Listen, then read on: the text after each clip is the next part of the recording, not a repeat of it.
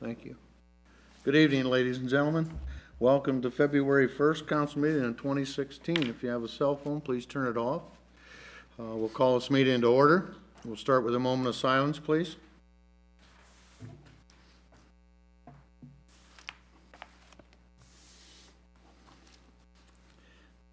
Thank you. Pledge allegiance. I pledge allegiance to the flag of the United States of America and to the republic for which it stands, one nation, under God, indivisible, with liberty and justice for all. Roll call, please. Councilmember Barnes. Here. Reed. Here. Brown. Here. Decker. Here. Kraus. Here. French. Here. And Mayor Domingo. Here. We're all here. Good. We're going to start out tonight with a presentation from EDC, update from Peggy Sint. No, you skipped over Mayor and Council. Okay. I don't have any comments. Anybody else got any comments? What? Yeah. Go ahead, Maurice. The first comment I have is concerning the water situation in Flint. My church and I, we traveled to Flint today, and we took 60 cases of water, which added up to 2,400 bottles. We were fortunate to drop them off at the mayor of Flint, Karen Reaver's church, and it's Vernon Chapel on DuPont Street. It was a dire situation, but it's wonderful how they're handling it, but they need more than water. They need disinfectant wipes, and they need baby wipes, because after they go to the toiletries, they need to wash their hands, and conserving water. We also delivered disinfectant wipes. I'm saying this to say that they have a 2-minute window to take a shower. Disinfectant wipes, they would be taking bird baths. I had touched base with our city manager to ask, could we possibly get an Albion drive to support Flint in taking some water down. I'll be asking for that as an agenda item later. Secondly, I toured our own water treatment plant, and we're in excellent shape. I did it with Supervisor Jay, and it's just remarkable. It was so clean, and I'm just truly proud of how they taking care of it, and my hat's off to our city workers concerning water. Thank you. Andy? Thank you. Just a couple of things related to college news. I have in my hand an updated Build Albion Fellows Program fact sheet, which is now available, will be available shortly. Just reminding all Albion resident students who are graduating from high school that the Build Albion Fellows has made some significant changes to its program, and ones that we think will make the program even stronger than it already is.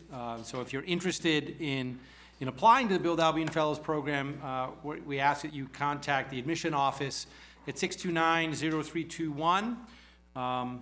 And so I hope we have currently, I think, 9 applications for the Build Albion Fellows, and we're looking to get as many as we possibly can. Also, I have some updates regarding some of the projects going on in town and on campus. So people have already seen the work being done on 101 Superior Street. We're hoping that, some people are hoping that we'll be able to move into that building as early as June or July. That building will be owned by the college upon completion of the project, and will house not only the Build Albion Fellows, but also a number of institutes at the college, and be a place where campus and community groups can meet and plan and organize and accomplish great things.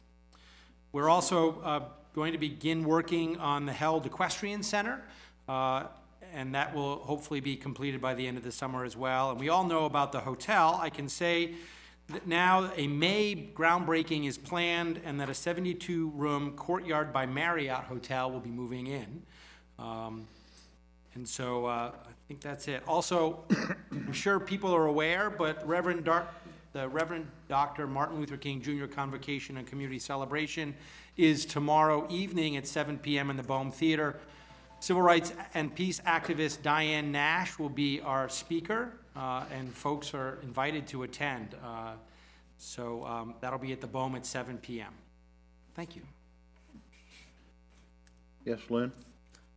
just want to give a holler out for the play that's going to be here the 12th and the 13th at the middle school. It's Dr. Von Washington, The Search of Giants Who Cared About Me, and it's a play about the Underground Railroad. I was fortunate enough to go last Friday night and see it in Ann Arbor, and Thursday night and see it in Ann Arbor, and it is absolutely fantastic.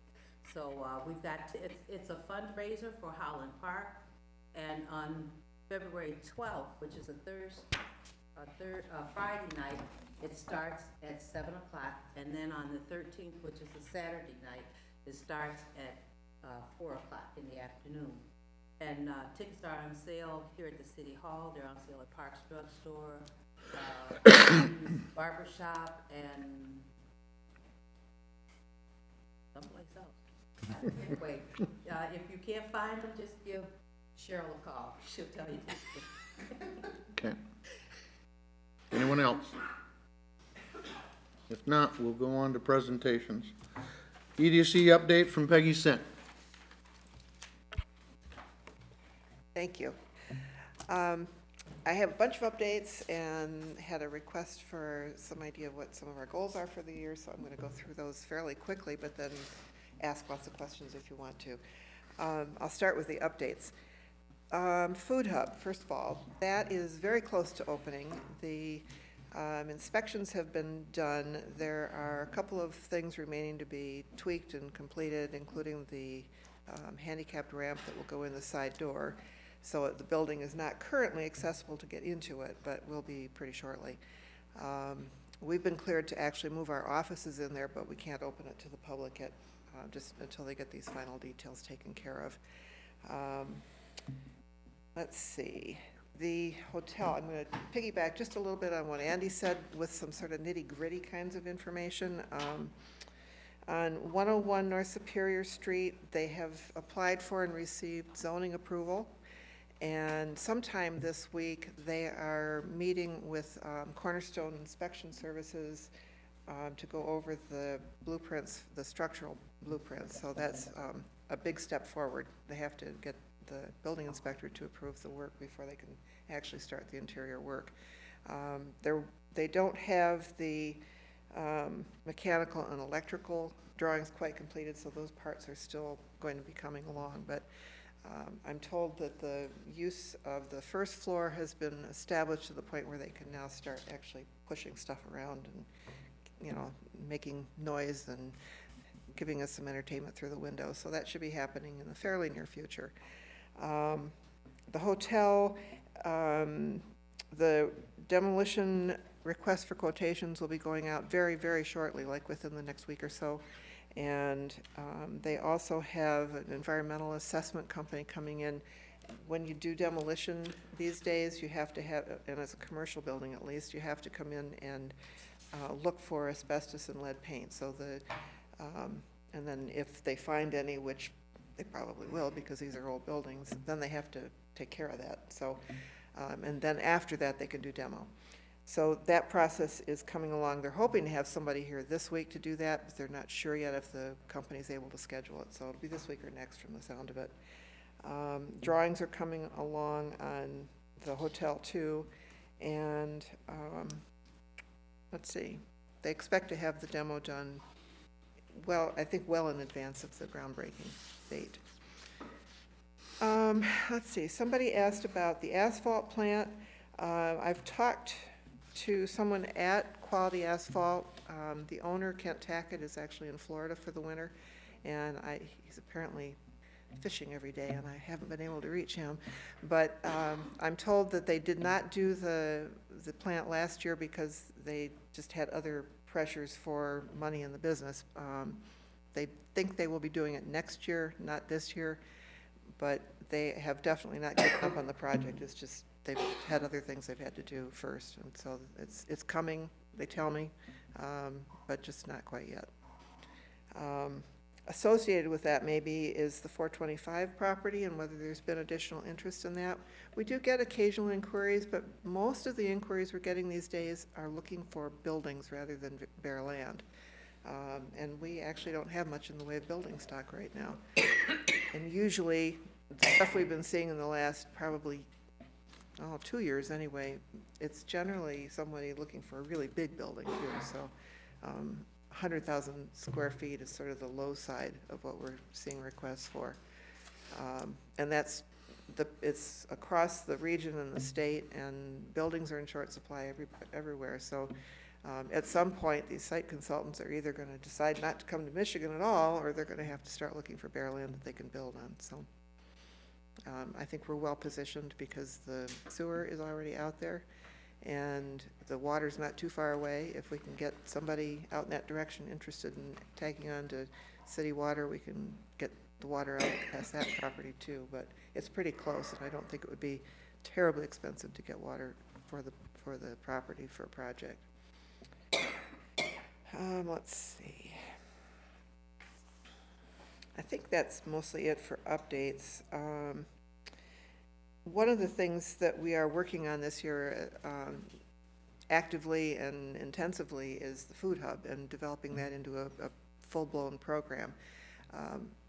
One of the things, the principal reason that we got involved in this, and I think I've told you this before, is that it's a kitchen incubator. It's a way to get food-related businesses started in the community, and then hopefully they will stay in the community as they grow. And that continues to be our principal interest. But there are a lot of ways that those businesses can get started and who might be interested in the businesses. And one of the things that's been found elsewhere in the country is that sometimes food businesses are started by people who don't have much financial means, perhaps have transportation issues, have some other kind of disadvantage. And we know that we have people in this community who kind of fit that general description, but who are phenomenal cooks and maybe would like to start a business of their own. And so we're hoping to focus some of our efforts towards that group of people who are looking for a way to support themselves and their families, but might want to be entrepreneurs. So some of the classes we'll be teaching will talk about really basic how to run a business kind of stuff. They'll talk about food safety and handling food and all the specifics peculiar to a food business, but then general business management kinds of things too.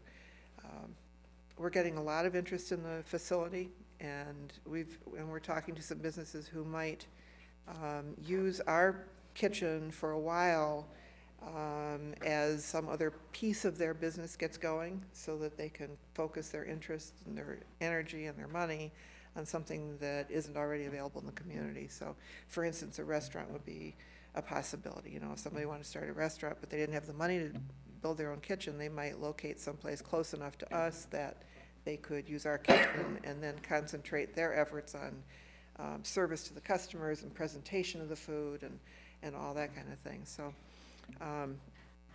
the food hub, the kitchen part of this is important for a lot of different reasons. We also are going to spend time trying to expand the use of SNAP and Project Fresh and Senior Fresh coupons at the farmers market this year. We took all of those for the first time last year, and we did get some interest in it. We were pleased for a first year to get any interest, really, because it takes a while for people to become accustomed to using those benefits someplace like that. But we want to actually double our usage this year and then keep on increasing that over time. Some of that's going to be about public education and making sure that they're aware of, first of all, they can use those coupons and cards with us, and then secondly, sometimes people who don't have a lot of money don't buy fresh produce because they don't, it doesn't fill you up as quickly sometimes as some of the things that have lots of carbohydrates in them and calories. So part of what we'll be doing is making sure that there are classes offered for cooking classes. What do you do with this stuff? Somebody's selling kale at the farmer's market. Well, I didn't ever have kale until just a very few years ago, and I'm sure I'm not the only person in the world who's not really accustomed to it.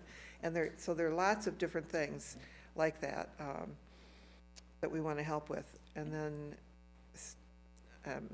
we're located at the edge of what's called a food desert a place where there's not a food outlet close by, like a grocery store or something.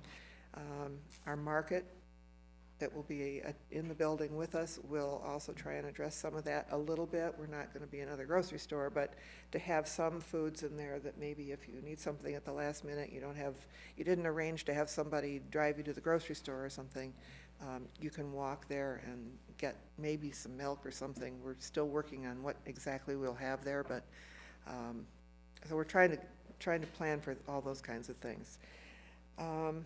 We're also, as part of that, going to be developing what's called food aggregation process, which is if all of you are farmers and you all have small farms, maybe you all have tomatoes, but you don't have enough tomatoes to take them off to a restaurant and keep them supplied, or to a grocery store and keep them supplied.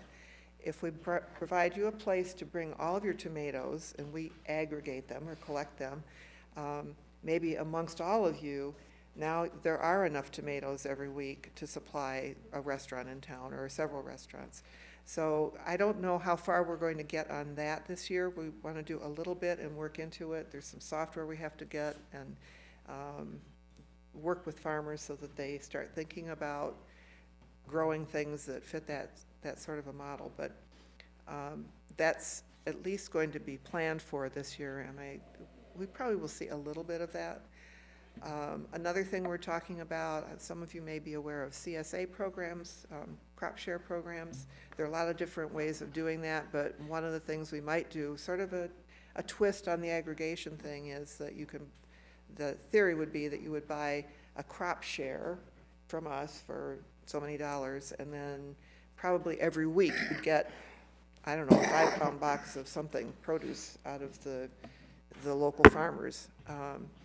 So it's a way to assure the farmers that they have a steady market, and it's a way to assure you that you have fresh produce that you can count on. So those are some of the kinds of things we're looking at to institute at the Food Hub, and it's taking a lot of time, as you can imagine.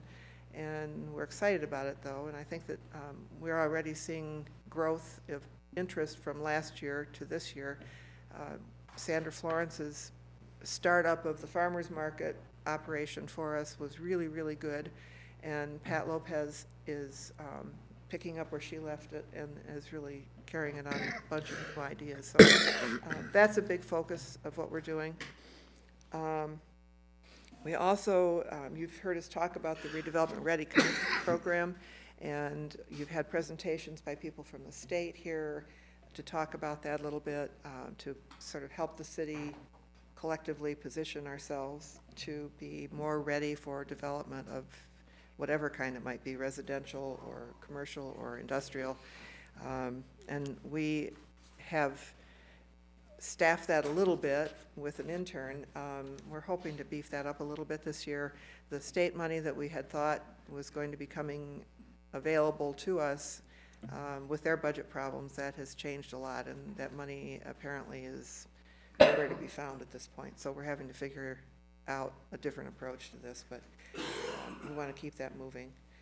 Do you have a question? Oh, okay. Let's see. We've been talking to someone about some residential development. There's interest in maybe some loft development downtown, also some single-family housing, and maybe something else. So those are in very early discussions, but I would say that there's at least a reasonable chance that there could be something. I'm not expecting some humongous new subdivision somewhere, but I think these will be 1, 2, 3, 4 houses, that kind of thing. But that would be good growth for us, I think.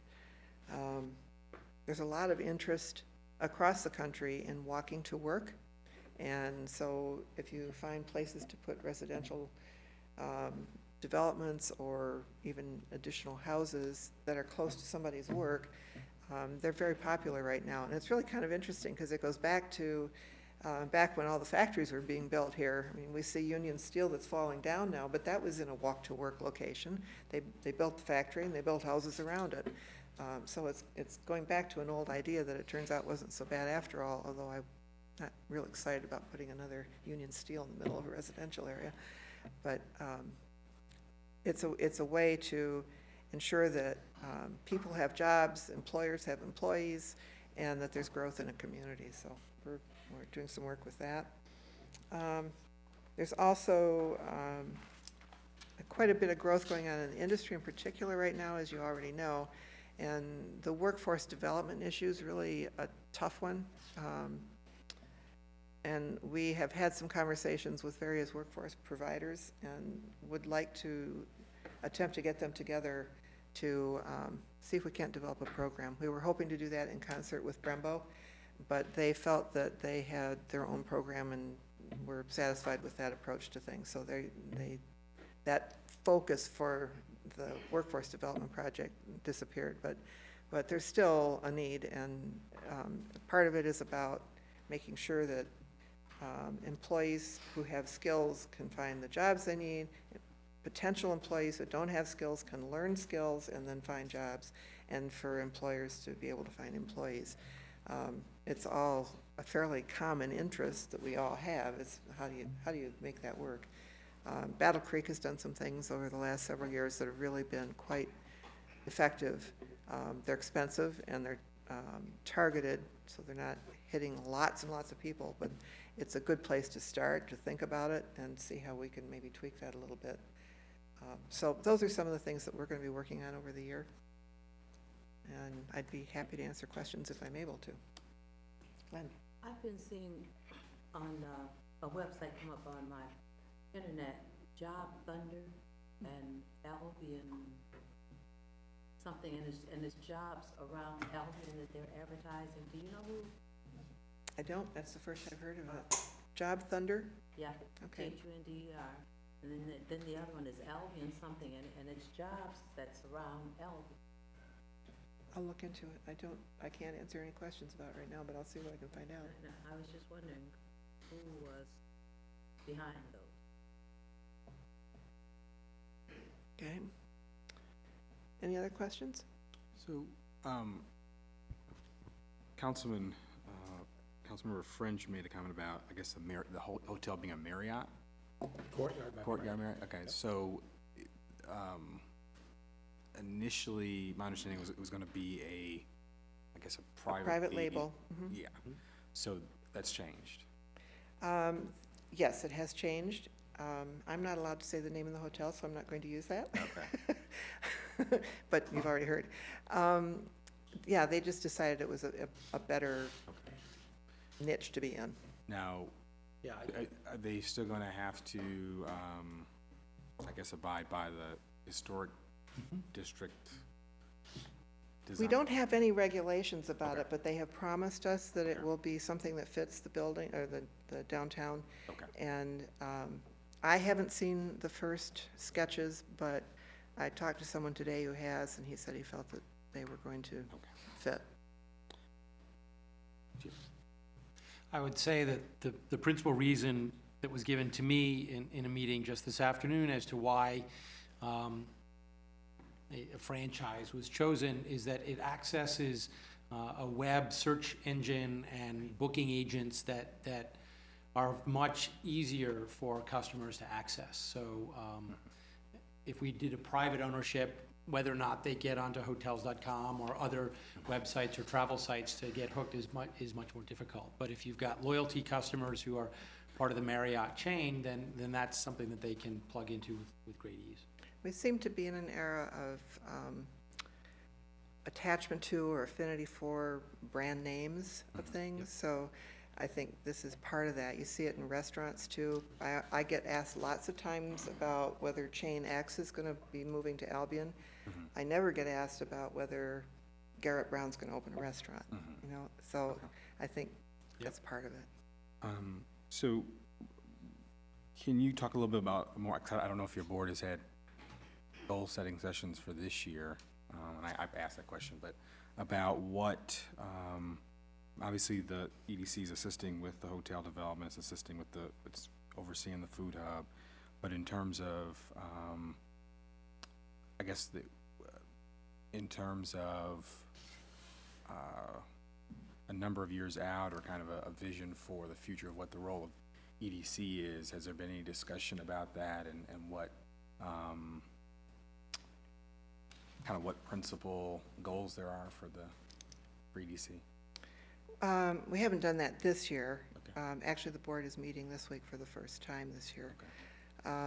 But we are always looking out several years.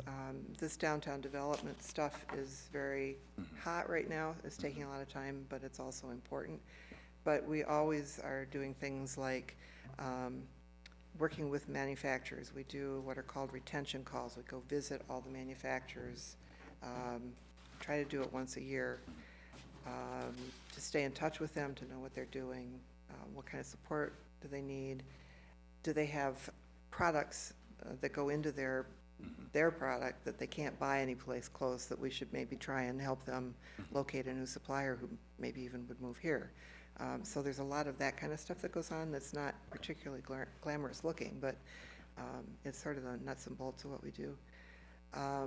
There's been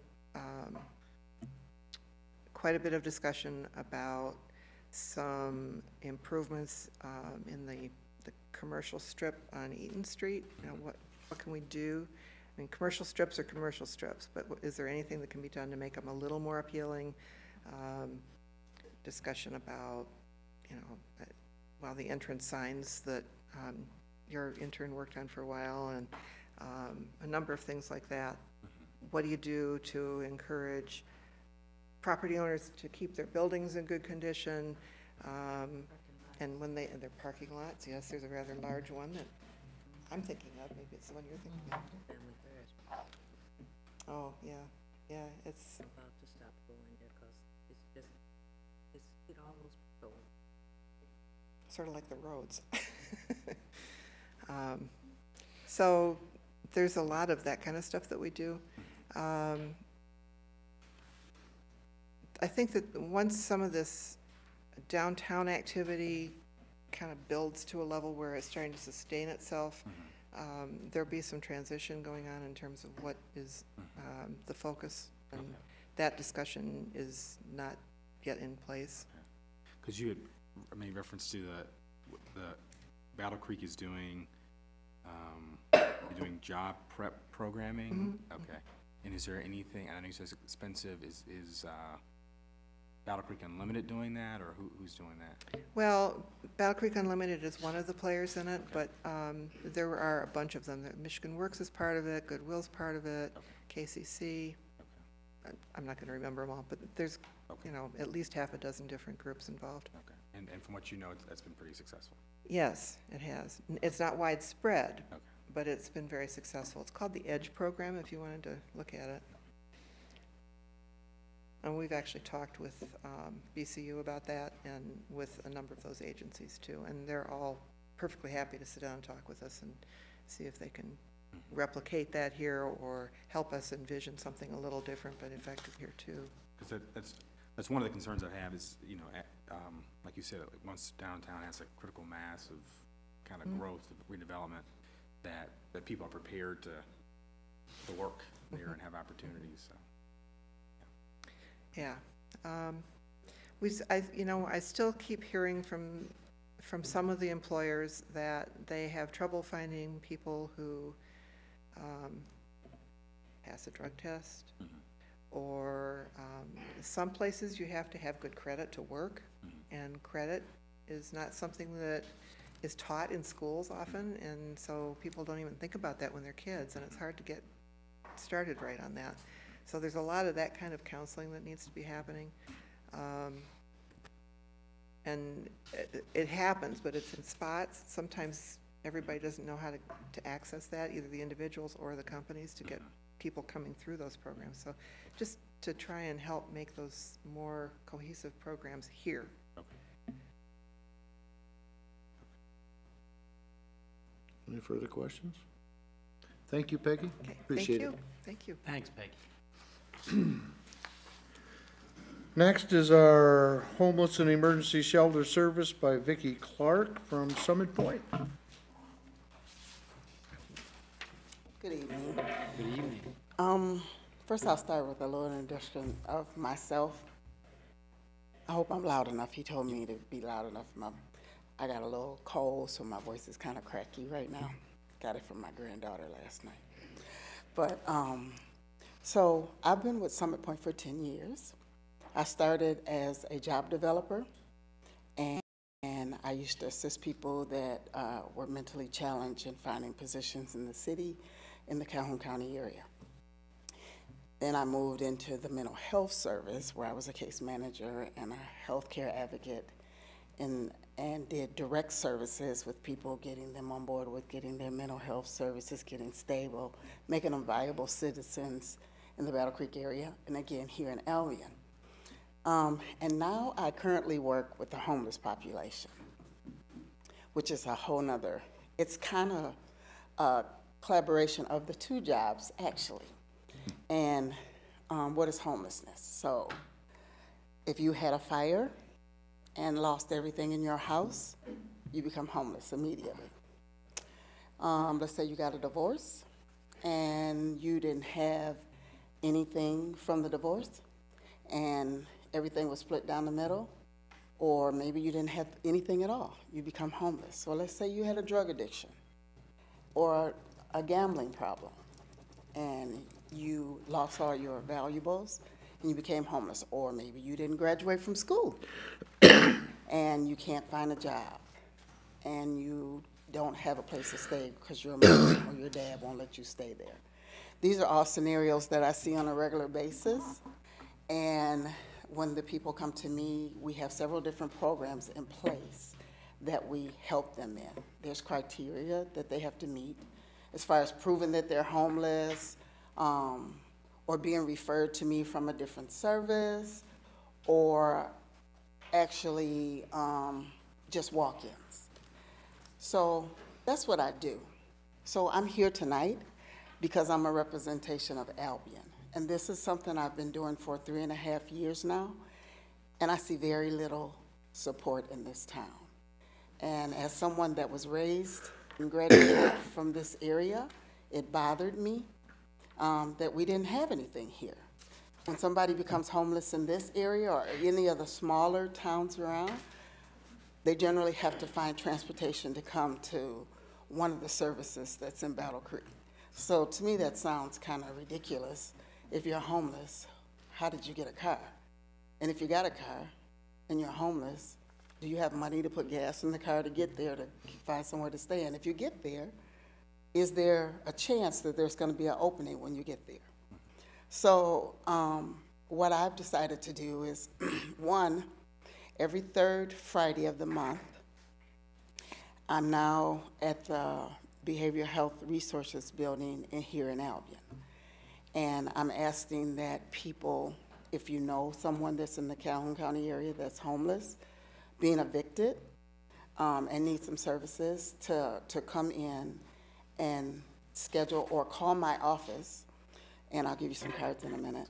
Call my office and set up an appointment to see me. I'm going to take walk-ins for the onset of it because I don't know, what it's going to look like from here, and then I'll bill from there.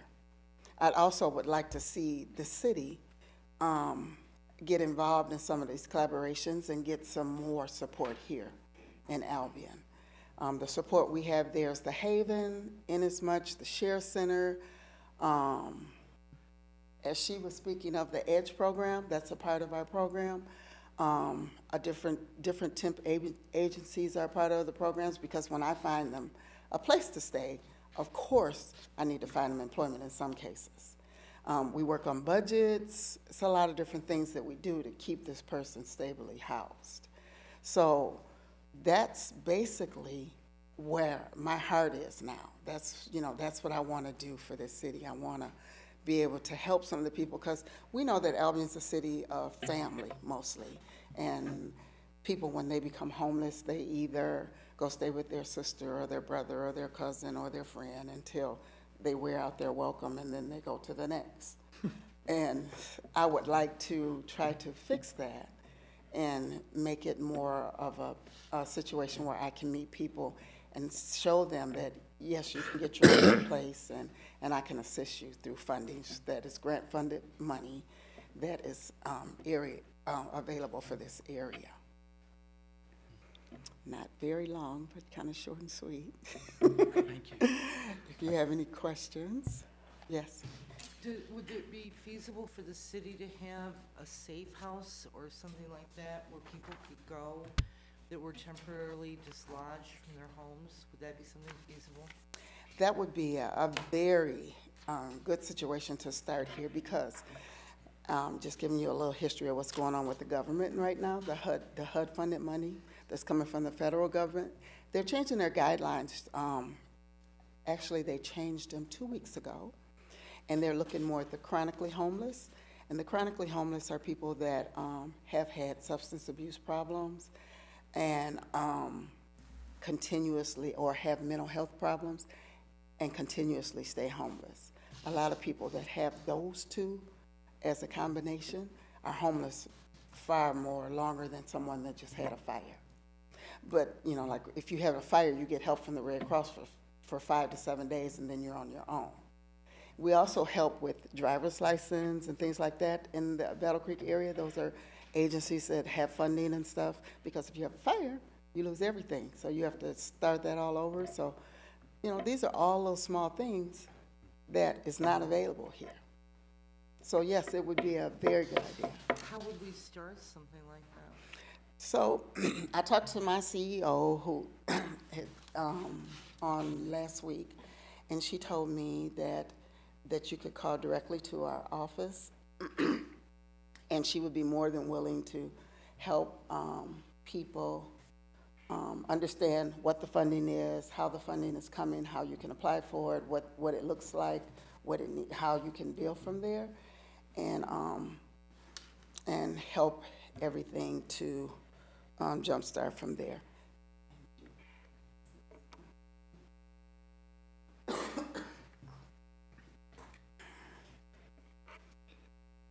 Any other questions? Thank you very much, Vicki. Do we have any estimation of the number of homeless we have in Albion at any one time? Actually, we just had something what you call as a pig count, and it's a time and ready count that we have twice a year. And we had that last Wednesday. It started at 6 o'clock Wednesday evening and ended the next day. It's a 24-hour thing. Last year, I physically came to Albion at 6 o'clock in the morning and rode the streets just to see if I could see homelessness, see some people walking on the streets and catch them and things like that. But again, this is a family community, so people usually have somewhere to bunk. They might get kicked out in the morning. Right. Yeah, that's those transitional homeless that you're talking about. Right, So, yeah. right. And so Albion has never been a participant in this count because of that. Right. And that's something else that I would like to see change, along with Marshall and some of the surrounding communities. Mayor and Council, if I might, I had the opportunity to meet with Ms. Vicki Clark a couple weeks ago. Mr. Harry Bonner introduced us, and it became clear that these resources aren't known to many residents in the community, so we wanted to provide an opportunity for her to share this information with all of you. And the mayor will even recall a year ago we've had individuals in the community who found themselves homeless due to a number of circumstances, and being able to connect them to one person is very helpful. Okay. Yep. Awesome. Thank you Okay. very much. Thank you very much. Thank you. I see Tom Horsendorfer sitting in the audience. You weren't on the agenda, Tom, but would you like to introduce the new interim manager to the Fork Center, please? Sure, I'd be glad to. We saw we were coming up a little later, but I'd be pleased. I'll do you now. Thank you. I'm Tom Hunsdorfer from the Fork Senior Center. Could you come to the microphone, please, Tom? You're not going to be on camera if you're back there. Bring your new interim with you. That's right. Good. Very pleased to appear before all of you. Tom Hunsdorfer, 406 Elizabeth Street, and the interim director at the Fork Senior Center. I'm very pleased to have with me Luann Summers. Luann will be succeeding me also in an interim capacity beginning the 1st of March. We're in a good transition right now. We have significant partnership from the Region 3B Area Agency on Aging, for whom Luann works, and you heard Peggy mention Senior Project Fresh early. That's one of Luann's current responsibilities there. Carl Gibson, some of you know from the county senior millage office, the County Office of Senior Services. Those two larger agencies are partnering with us to figure out a more stable, sustainable way to have a full-time professional director at the Fork Senior Center. And in the interim, the Area Agency on Aging is loaning us Luann as a loaned executive. So probably from March at least into July, she'll be providing day-to-day management at the Senior Center while we have a planning group that continues to look at the longer-term best way to do it. So we're very pleased that she is with us. She has an extensive background in services to older adults. Some of you may have met her through the years through the foster grandparent program that's helped public schools in Albion. She has done some of the oversight of the Medicare and Medicaid counseling services in the county. It's actually one of the things that we have spent a lot of time with at the Fork Senior Center. This fall during open enrollment, we saw 347 people at our center for Medicare assistance, and that's a program she knows very well. So I don't know if you have a second for Luann to say one word. Sure. Please. I'm from Marshall, but pleased to come back to Albion and work. I'm in and out of the community a lot, have worked on the Marshall-Albion Connector. It's a senior transportation group that has been very advantageous for seniors in Albion and promoting that, and have been in and out of the Fork Senior Center, and I've always been very impressed by the center and the seniors that I see. They're having a good time and interacting, and a way to get information to them, share, help them improve their lives. We have the congregate meal site there that Senior Services provides here in Albion. So I've always been a strong supporter of the Fork Senior Center, and so when given this opportunity, I was more than happy to come back and forth to Albion and work with the center and try and come up with the best solutions possible for the center to make sure that it succeeds and prospers and continues to be a resource to the community, and is a real positive thing for older adults. Just one final word that we have 9 regular exercise classes each week. We have a very youthful city council, but as those of you approach the age of 60, you are welcome to come and join us at the Fork Senior Center. We'd love to have you there. We've got about 400 people membership now. So again, thanks, and we'll stick around till you talk about the recreation village, but appreciate the opportunity. Thank you, Tom. Thanks, Tom. And welcome, Luann. Citizens' comments. Citizens' comments. Persons addressing city council shall limit their comments to agenda items only and to no more than 5 minutes. Proper decorum is required. Are there any comments on the agenda? See none. Moving on. Consent calendar. Approval of regular session minutes from January 19th, 2016. So moved. Moved and supported. Any questions? All in favor say aye. Aye. All opposed the same. Minutes have been approved. Items for individual discussion.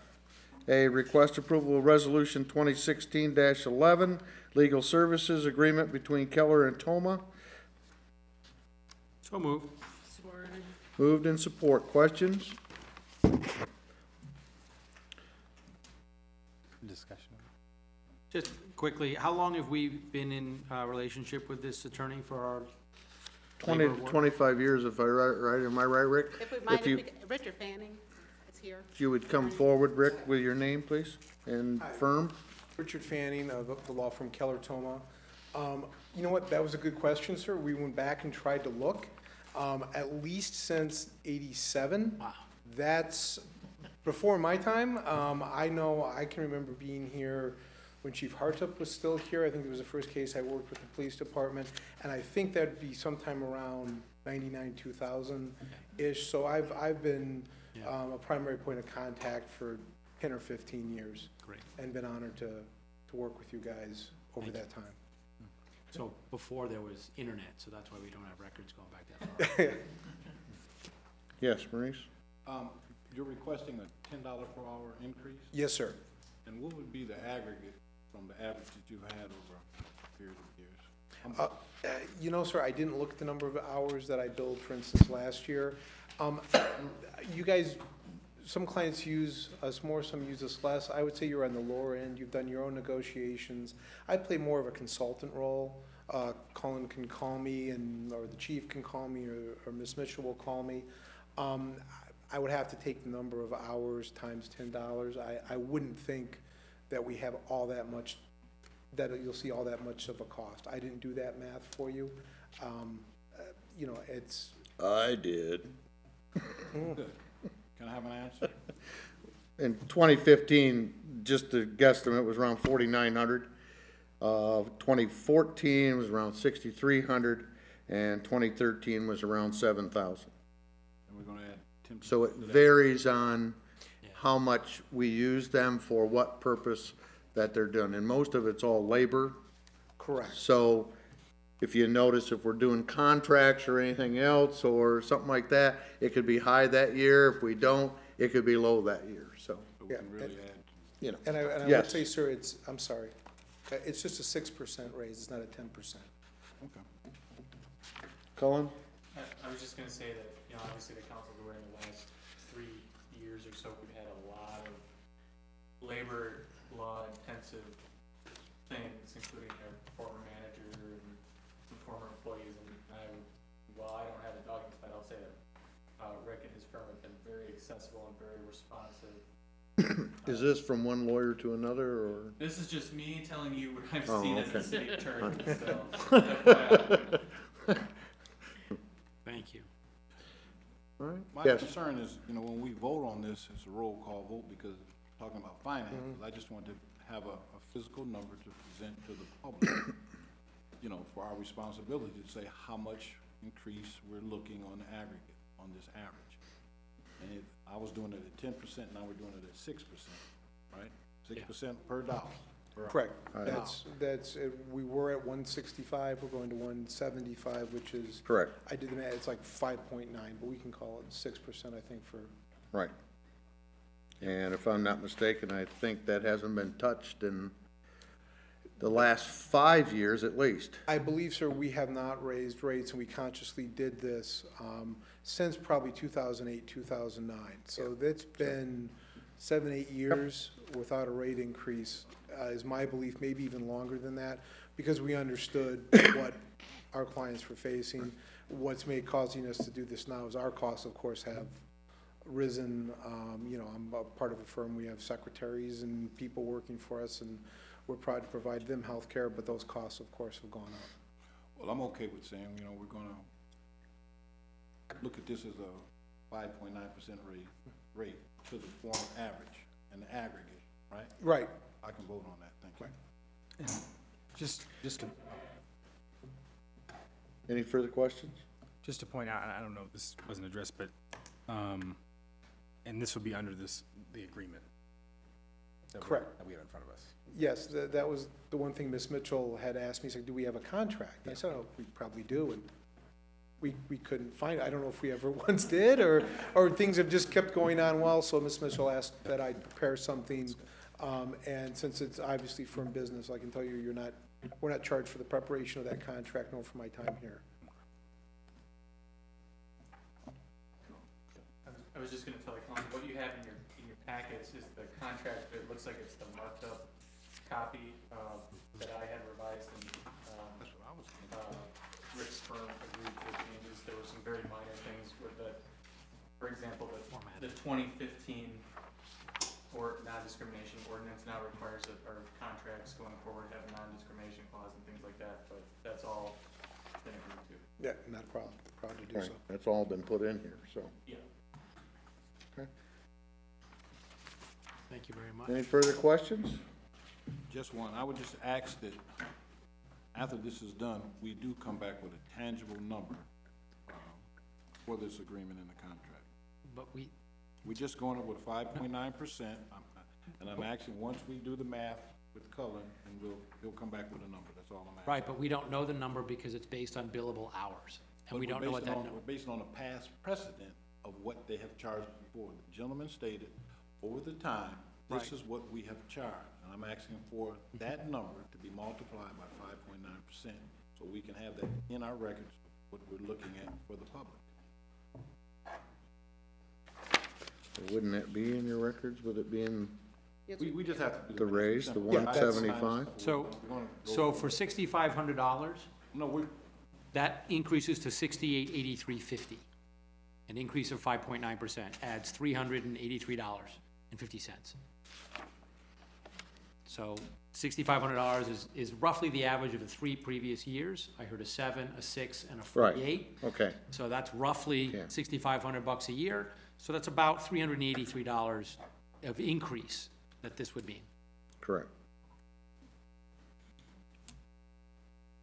I got no problem with it. I just want to Okay, make math. all right. Rick, I thank you very much. Thank you, sir. All right. Roll call vote, please. Councilmember Reed. Yes. Brown. Yes. Decker. Yes. Kraus. Yes. French. Yes. Barnes. Yes. And Mayor Domingo. Yes, thank you. B, request approval of resolution 2016-08, senior Fork Center contract. So moved. Moved and supported. Questions? Cheryl? Mayor and council, if you recall, we have had an ongoing agreement with the Senior Fork Center based on them receiving a portion of the recreation millage. In the past, it had been $10,000, I believe, and the contract coincides with the 3-year millage. So this would be the renewal based on our current millage. And so that would expire in December 31, 2018. That amount had been reduced from the $10,000 to $8,700 because the amount we received over the years has declined because our taxable value has declined. So what we also agreed to with them is in order to try to accommodate, because they have a tight budget also, is that they frequently use our recreation vehicles. So we will not be charging them for the recreation vehicles and just asking them to reimburse them the gas for those vehicles. So that's the contract you have before you. Okay. Any further questions? Roll call vote, please. Councilmember Brown. Yes. Decker. Yes. Kraus. Yes. French. Yes. Barnes. Yes. Reed. Yes. And Mayor Domingo. Yes. I do want to make sure when they are using those vans, they are licensed properly, the drivers, please. It does require a CDL. Okay? Okay. D, request approval of resolution 2016-10, gun purchase program. No. Skip one again. Did I skip one again? Okay, all right. Well, let's go with C then, if you don't want to do D. Request approval of resolution 2016-09, City of Albion Operation to Public Act 269. Opposition. So moved. Moved in support. Cheryl, I can't even get your name right. Mayor and council, if you recall, there was a great deal of controversy over Public Act 269 and the implications it has relative to public bodies being able to even share information in regards to ballot language. So MML and a number of organizations have asked that you adopt a resolution in opposition to that language in particular. And also, there has been a newly introduced House Bill 5219 that attempts to address those discrepancies and makes it clear that as one, as an individual, you have a right to advocate as you believe, and 2, as an organization, you still have the ability to educate the public. Okay. Is everybody okay, Maurice? My question is, I'm going to ask for a legal opinion from Cullen prior to my vote. The information that we have, the library, the governor's signature here on some information, which way you think we should go, Cullen? That's a policy decision Yeah. you guys would have to make. That's not a legal opinion. Well, my point is, there's a gag order somewhere else telling municipalities that they shouldn't speak on it. I want to ask my attorney, should I speak on it based on the packet that I was received for the information I'm supposed to make a decision? So it's the governor, library, and we're being asked to make this resolution to oppose. So I just want a legal opinion. So I wanna make sure I understand what you're saying. Are you asking that whether or not you can effectively vote on this resolution to oppose legislation because of the legislation? Yes, because of the gag order to send this. You can support this resolution in opposition to the law because it's not talking about ballot initiative, or ballot language, which is what the law precludes from 60 days prior to an election. Okay. So you can as a council oppose, through resolution, oppose or support the legislation through this resolution. Okay, now my key point is, the governor has stated a point on the communication language. And our opposition is, we disagree with the language that he's addressing in this bill.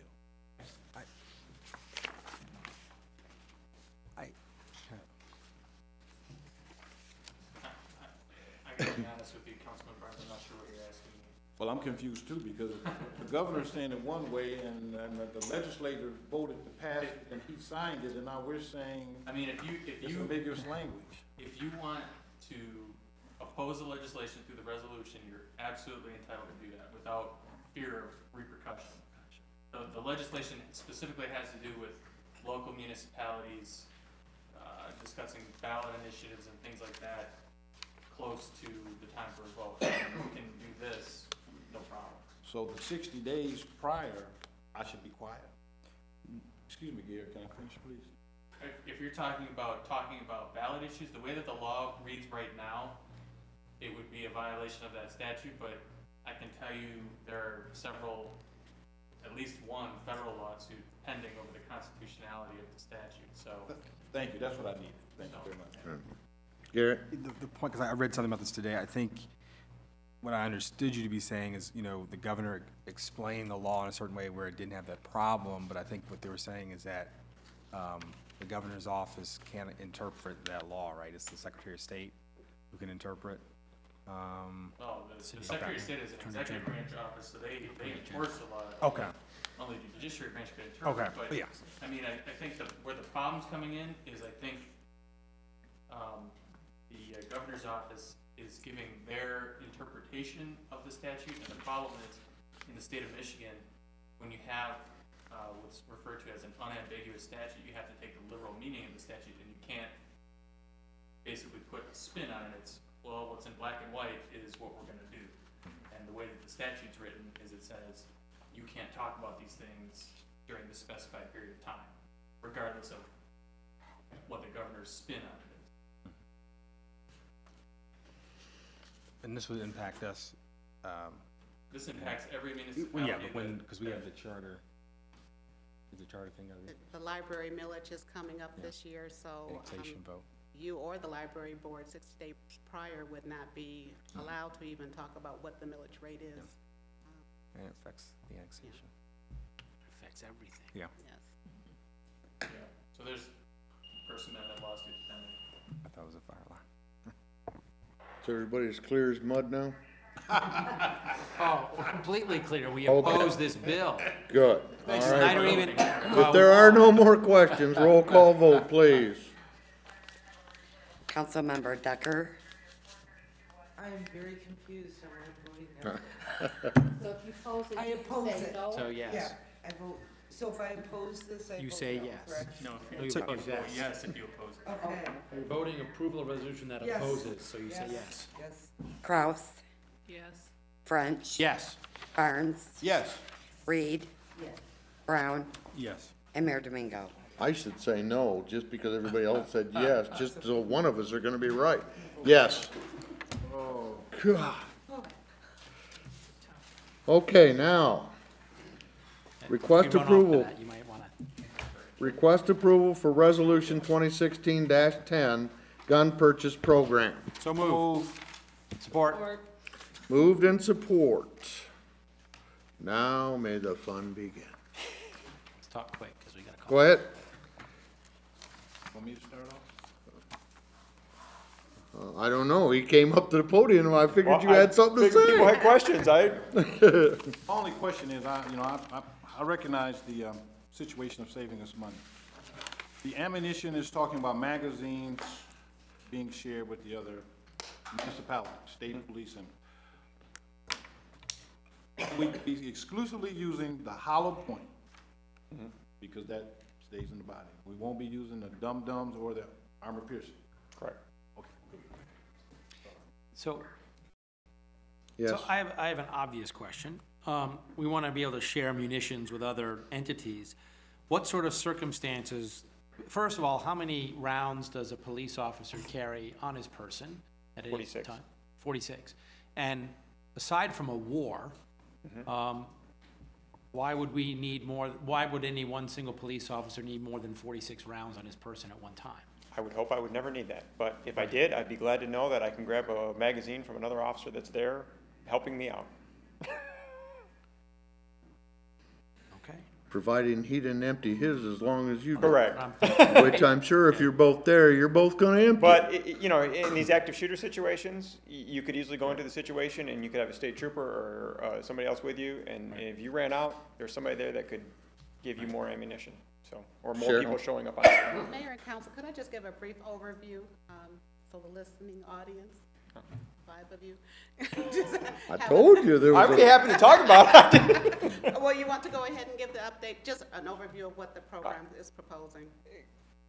Currently, the department has 24 Glock pistols, 40 caliber pistols that were purchased in 2008 that the officers are carrying. We have a total of 38 guns that we have some that were left over from purchases earlier than that are older than the current ones that we have. So all of our guns are currently just about 8 years old. Yeah, 7, 8 years old. Because they're law enforcement firearms, we train on a regular basis with them. They have a lot of rounds that are put through them. We've had firearms that have failed on the range. We've actually had slides break.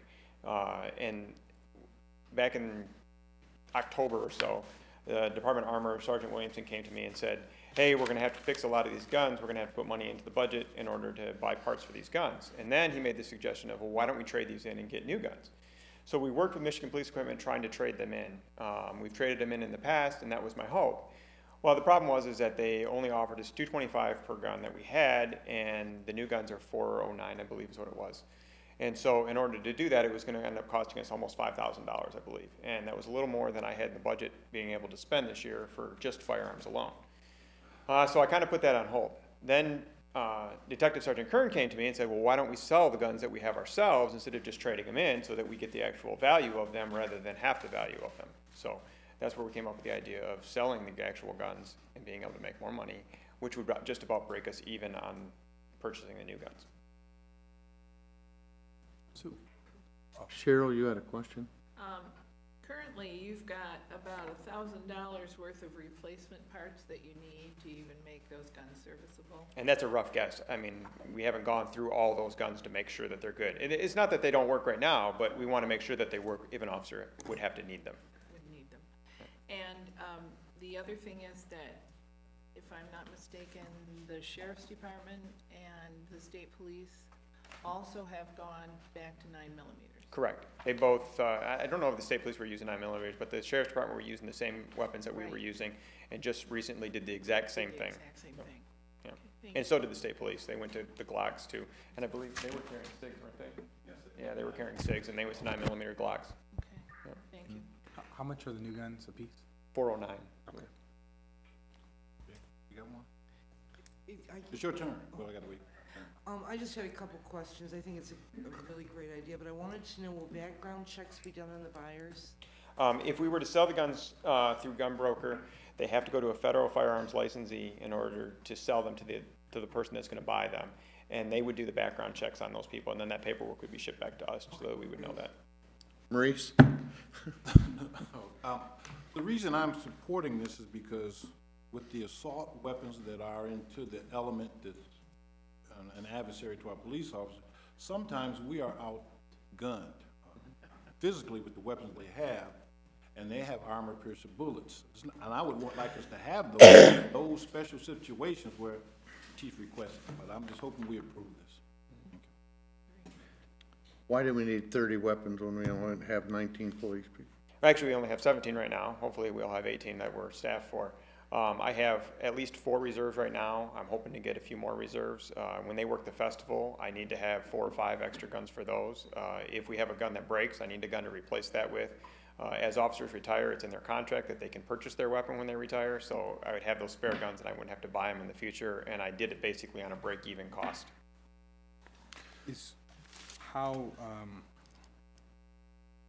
How certain are we that people, that, I'll ask you my question Oh, go next ahead. when I'm done. Oh, go ahead. No, go ahead. No, I'm sorry. I'm sorry. Go ahead. No, go ahead. I was gonna read something else here. Real quick. I'm just, you know, hey, everybody just speak whenever the hell you want. I'm sorry. You're just not here, Joe. So we have 30 on hand, We have 38 on hand. all right, and we bought the 40s because we needed the mower power. Now we're gonna go back to the 9s. Yep. There's been a lot of development in 9mm ammunition, and it's been actually shown that the 9mm ammunition has as much penetrating power now as the 40 caliber ammunition. What are we gonna do with all of the 40 rounds that, ammunition that we have? We're gonna trade them even up for the 9mm rounds that we're gonna replace. So you're not sure whether that's gonna happen? No, that is going to happen. We've already got that worked out with the dealer that we bought the ammunition from to trade it for the 9mm ammunition. Okay. Fair trade? Yes, 1 for 1? yes. And how many is that?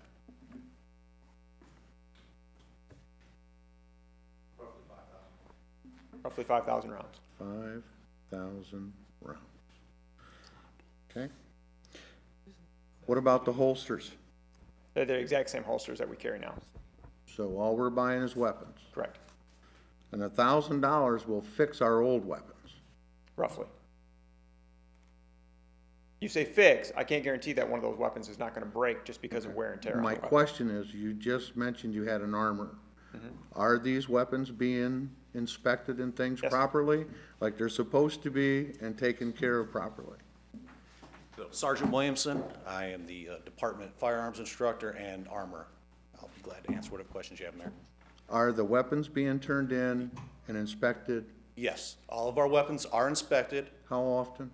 We do a yearly inspection on the weapons, Once a year? once a year. Is that before or after you go to the firing range? It's once a year. We only have 2 armors right now, so we have to space it out.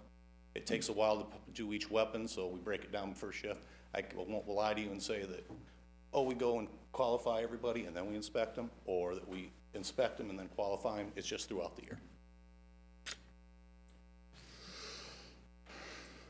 Okay.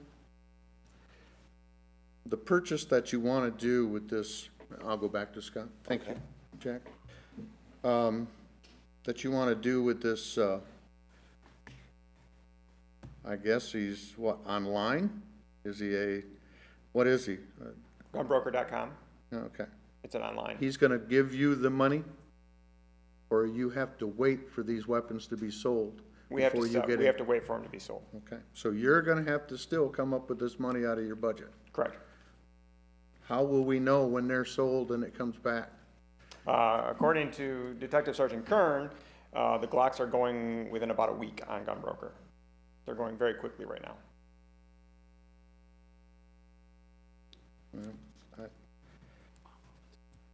Why wasn't this brought up at budget time? Because I was trying to find a way to do it without costing anything out of the budget. That was my whole goal in this. It's still my goal. Well, I guess, you know, now you wanna sell the weapon back, you want your officers to buy them for $200 apiece. That gives them an option to buy a weapon that they're familiar with, that they've owned since, or have had in their possession since it was brand new. Okay, how can we do that legally, Cullen, when the people in the other departments can't buy their equipment? We have to put it up for auction, we have to go through the proper channels in order to do that. How can we sell the weapons to these and we can't sell the other equipment without putting it up for auction first? What other equipment are you talking about? Well, when we have, well, right now, we probably got about, I don't know, $50,000 worth of junk sitting in the barns out at the street department that last year we were supposed to get the numbers for, we haven't got yet, of all of the scrap that we have out there. And we've got new equipment sitting outside while this old shit's sitting inside. And we have to sell all that, even though an employee might want to buy it, they won't allow that. How can we do that with these guns? Well, I can tell you that Albion would not be the first department. I don't want, I want to do it by the book. Well, I don't understand that. want It's- somebody come up to me saying, look, if they can buy a weapon, I can buy a lawnmower that you got over here in the scrap pile. I understand what you're saying, and I can tell you that many departments across the state have weapon purchase programs, and that is an acceptable procedure, because whether you're going to sell them, I mean, the alternative would be we take the weapons and we sell them all to gunbroker.com versus selling them directly to the officers. I mean, either way, That's fine, because you got them out of our inventory. But I'm saying we're not making personal deals. Right now, we have a policy that states if you want to buy your weapon, you can do it upon retirement. We don't have a policy saying you can buy that weapon from Scott Kipp, because we have no way to keep track of this or no records. Who bought what? Why wouldn't we? Because none of this stuff is kept in the clerk's office. It's all kept in public safety. So that is no. Actually, it's kept by the state because we have to do firearms purchase permits for it. And that's fine, but we have no record. I would have never known we had this many weapons if you wouldn't have stepped forward. None of this is in the clerk's office of how many weapons we have, how many we've purchased. We don't even put the cars up for sale. You take them to an auction, we don't even know that till you come in and ask for the titles. So it's a little unfair that, you know, this department has to follow these rules and your department doesn't have to. I don't quite think that's fair across the board. Mayor, if I might, in regards to this one, for the resolution itself establishes the policy that would allow the public safety officers to purchase their weapons weapons. that they choose. And I understand that. But what I was going to also say is if the council wishes to adopt a policy that allows employees to purchase our surplus equipment prior to going to auction as an option, we can try to draft that, if that's something you're interested in. I'm just saying, it needs to be fair across the board. That's all. And the fairest way that they used to do it was, they had a public auction. If you wanted to put, you put in, you know, the bid. Because this way, how do you make a fair choice on a dead lawnmower that somebody, well, I'll give you $100, this guy will give you $50. Well, you know, that's what I'm saying. If they want to purchase, I don't have a problem with them purchasing. We need to get this purchase stuff down correctly for everyone. I don't disagree, but Because, you know, you take your cars, for instance, to the auction. How do we know there wasn't an employee that wanted to buy one of those cars? And if we start this with just the weapons, I can just see this thing escalating into far more bigger things than we have. And the weapons are slightly different in the fact that these officers are still going to continue to use these weapons for work purposes, either as a backup gun or a gun that they carry off duty. It's not a tool that they're taking off for their own personal use necessarily. It's not like if somebody bought a lawnmower, they're going to bring it back to work and use it at work, where these guns will probably still be used for work purposes. I don't know, is that a good idea? Now it turns into his personal weapon, because he purchased it. If he I've broke had to purchase my own personal rifle and my own personal backup gun ever since I've worked here to carry for work. Okay. So. But you didn't have to. Well, if I wanted it for work, I did. Well, but that was the choice you guys made when you went to, you know, the heavy artillery. Because we had shotguns and things available. We had shotguns available, correct. Yeah. Okay. And I understand. I know what's out there. I know what you're up against. I'm just trying to get a policy that's fair across the board for totally everybody. agree. I can't, you know. I totally agree. And I may have done this with these guns because in the past when we've traded guns in, we were able to buy those guns from the trade-in price from the company that we traded them into. So that was the idea with the price of the guns, was the trade-in price on them. I didn't think about the fact that we weren't trading them in now, so that was a little different.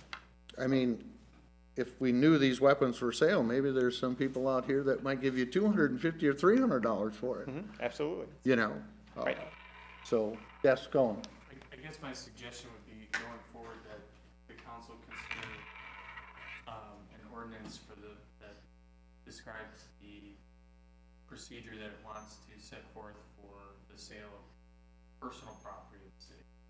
And I think we need to do that, just so that we don't run into these problems. Like I said, I don't mind them purchasing them. Right. I mind when somebody purchases something from the city and then brings it back, and if they break it, they want the city to pay for it. I have a problem with that. Oh, absolutely. That's why, you know, we furnish those as part of your equipment. So, yes, Becky? Would it be possible to, and I don't know if it is, but to put this into 2 parts and table the part about the officers until we can get language for all the city as far as a policy, and still approve the sale of the other guns and the purchase of the other guns? Can this be split into 2 issues? Yeah, because, well, like I said, the purchasing of it has nothing to do with the resolution. That way we Am I correct? Yeah, well, I can't purchase the guns until I can sell them, so.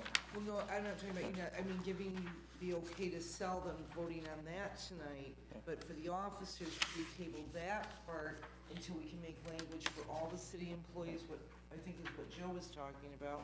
Is it possible to do this in 2 so we don't punch you off? Either way, I'm not gonna do anything until I know I'm not gonna purchase guns until I know I can sell them, so. And I'm not gonna sell them until I can purchase them, so it doesn't make any difference. We'll just wait until I know for sure what we can do. Yes, Maurice? In an attempt to help move this forward, the money in the forfeiture account in the equipment fund, we can't use that to buy the weapons. And I want to also say this, I would be a little disappointed being a police officer serving the city, and I'm going to purchase the weapon that I've used in lieu of this somewhat of a one-time scenario where we're switching over to be more efficient and effective to have this communicate like this publicly. I'm hoping that the other city workers will recognize we're talking about a law enforcement force using a lethal weapon other than getting a lawnmower. So I'm in agreement with the city manager that we come up with some policy through our attorney to help these officers buy these guns and have it across the board. But I still want to know, could we help move this forward by using money in your alternative plan of the equipment fund and the forfeiture account? We can use the money in the equipment fund to move it forward at this time, yes, but I'd just soon wait until we know what we're doing with the purchase or the sale before I did that, because I don't have the spare money to do it if we don't sell the guns. Well, that's my whole thing. I mean, this whole thing is on a wish and a promise. Right, yeah. You know, that's what bothers me. I mean, right. if you came in here and said, look, I've got 16 names of people that are gonna purchase these for this, so I know I've got this much money forward, it'd be better. I wish I could do that, but So do I. It would make it a whole lot easier. But like I said, we've researched Gunbroker. Glock, these pistols are going for $400 or more on Gunbroker, and they're going very quickly. I know. So. And like I said, and giving them to our officers at $200 is a good deal. Matter of fact, there's such a good deal, I'll give you $225 for, one. I mean, that's what we're gonna get into here. And I don't want that. They're more than and I've welcome. stated if we're gonna do this, the officers can buy their gun and their gun only, and that's as far as it's gonna go. They can't buy 2, they can't buy an extra. Correct. And I agree with that, and Right. I also agree, I don't think they should bring it back as a service revolver. Right. There. If they buy it for themselves, it's their own personal weapon for them to take, home. I don't need them. Well, they very well could carry it for their backup weapon.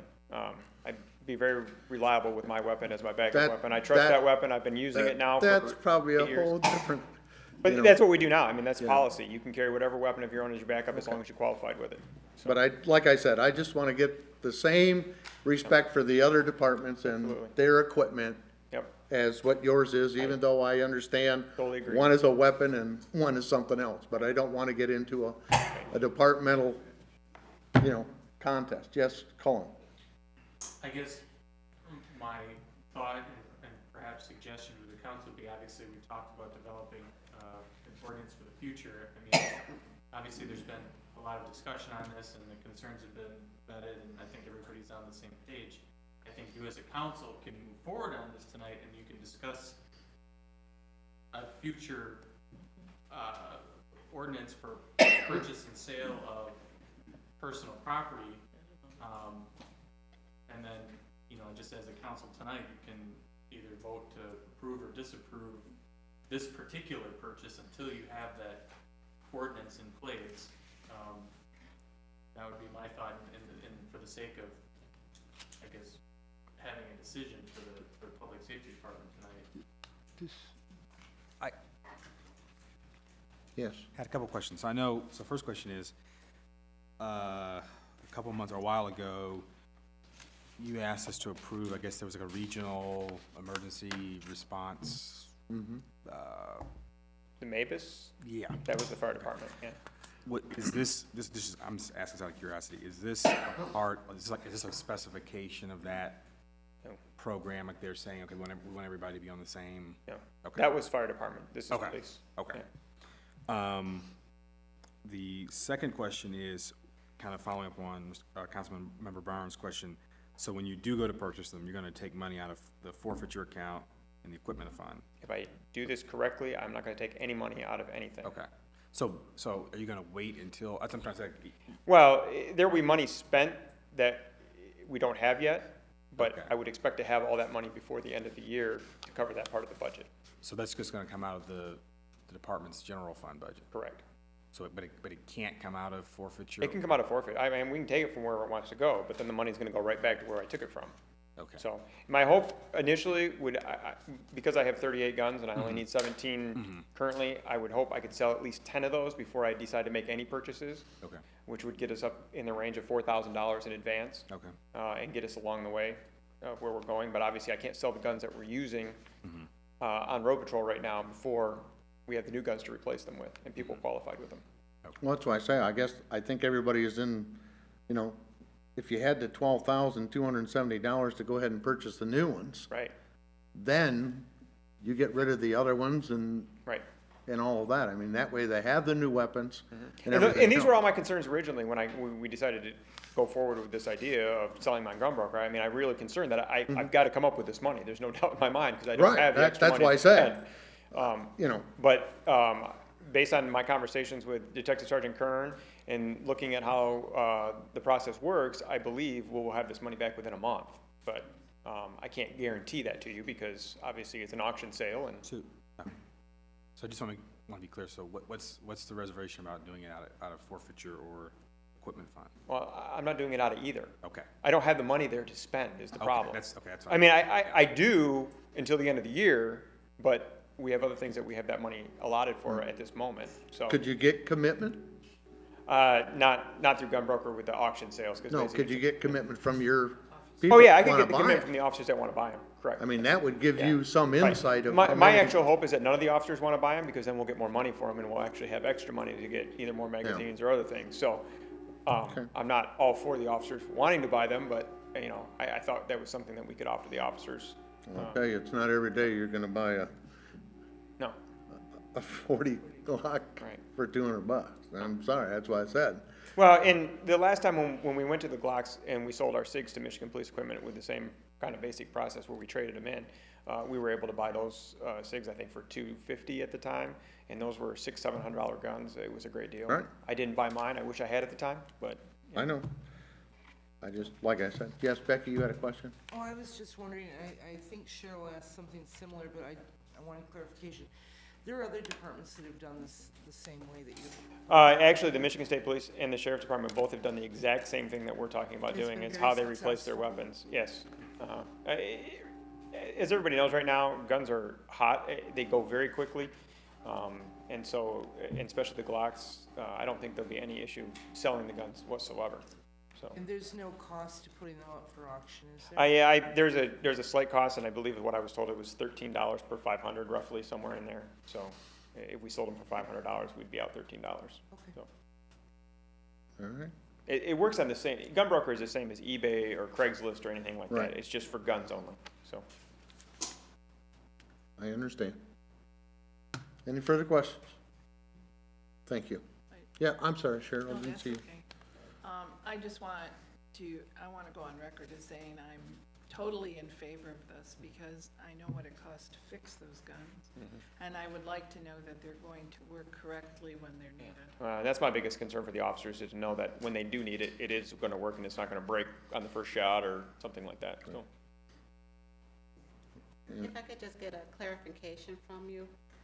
So are you indicating that you have a willingness to go ahead with this, with the understanding that we will come back with an ordinance relative to the sale of personal property from the city? Yes. Yes. Okay. Everybody in agreement? Read it back to me, so we all know what we're voting on. Request approval of resolution 2016 Time Gun Purchase Program. We haven't changed anything on that, huh? Correct? Yeah, I don't think there's correct. any amendment. The anticipation sales, that's, you know, Like I said, I can sell probably 15 of the guns prior to making any purchase, which will put us close to $6,000 already. So, and I can get commitments from officers as well at the same time. okay. Yes, Maurice? May I ask, do we have a motion and a second? We do. We do. Okay. We do. So now we go to the vote. Get the discussion. I just want to make it clear that I'm not trying to make this hard on you to get this. You know, but No I'm problem gonna at all. have, I'm gonna have 20 other employees come to me saying, now, wait a minute. If we can't purchase this from like that, and we're not following the regulation, why should they be able to? Because you get to tell them that life is not fair. But it We are is, go- if and we are going make to it dra- fair. And we are going to be drafting a resolution that will make it fair. And I understand that, but I want it to go on record that I'm not discouraging anybody from doing this, since everybody wants to put it on record, that I'm not saying Scott is wrong, or anything like that, or I'm against any of it, but we're gonna make it right, and we're gonna do it right. So now, there are no more questions, we'll have a roll call vote. Councilmember Kraus, Yes. French, Yes. Barnes, Yes. Reed, Brown, Yes. Decker, Yes. and Mayor Domingo. Yes, make sure you put that on record.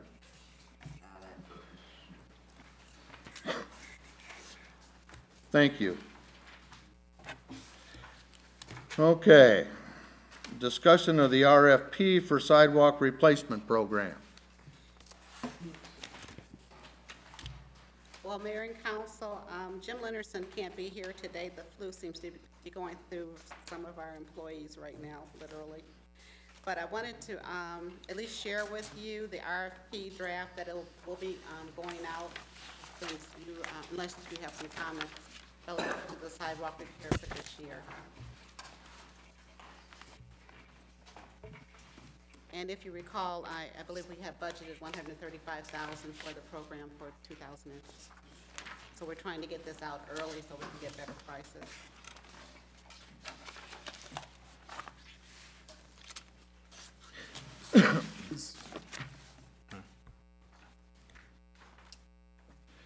Yes, I'm sorry.